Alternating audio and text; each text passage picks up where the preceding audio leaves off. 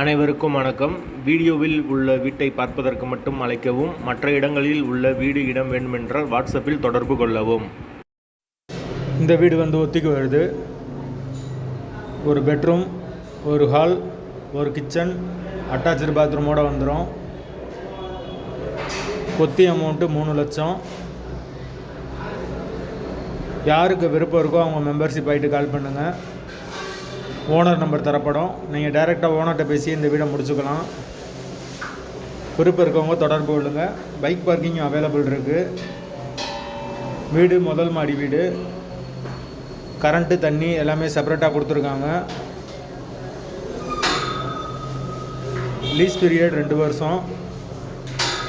வாசல் வடக்கு பார்த்த வாசல்.